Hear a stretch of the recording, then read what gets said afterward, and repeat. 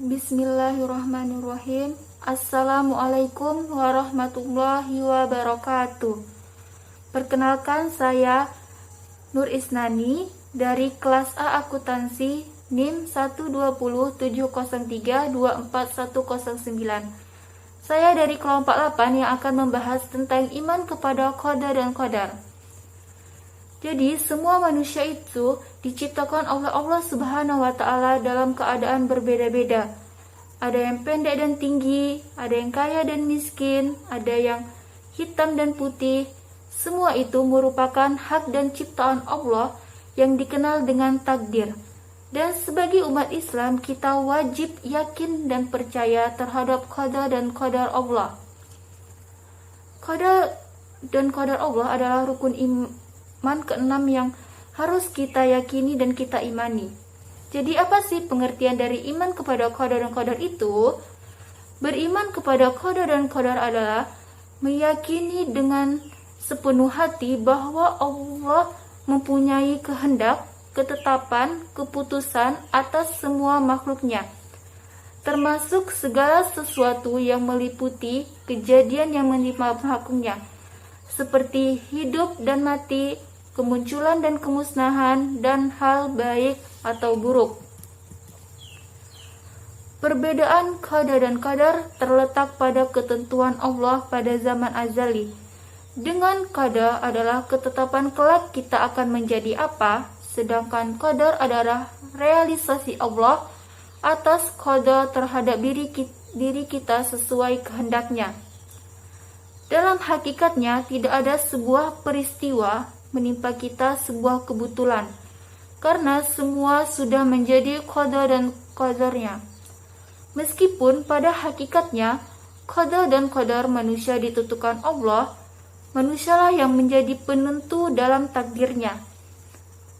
Allah memberi kesempatan kepada hambanya untuk berikhtiar, sehingga dapat mendorong orang untuk memaksimalkan potensi yang telah Allah anugerahkan. 4 hal yang berkaitan dengan qada dan qadar. Pertama, takdir.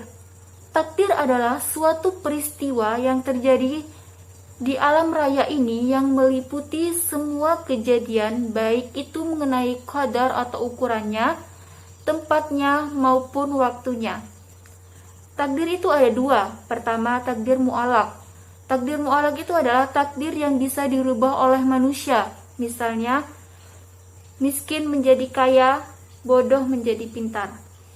Takdir kedua adalah takdir mubram. Takdir mubram adalah takdir yang tidak bisa diubah manusia meskipun sudah berikhtiar dan tawakal kepada Allah, seperti kematian, jodoh, dan lain-lain. Yang kedua itu adalah ikhtiar.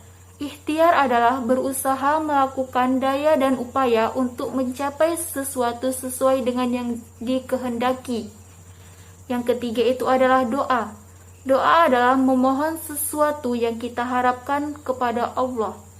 Keempat itu adalah tawakal. Tawakal adalah berserah diri kepada Allah setelah melakukan ikhtiar dan berdoa. Pengaruh iman kepada qada dan qadar. Mempercayai qada dan qadar merupakan hati kita. Kita yakin dengan sepenuh hati kalau segala sesuatu yang terjadi pada diri kita, baik yang menyenangkan ataupun yang tidak menyenangkan, adalah kehendak Allah. Takdir Allah merupakan iradah atau kehendak Allah.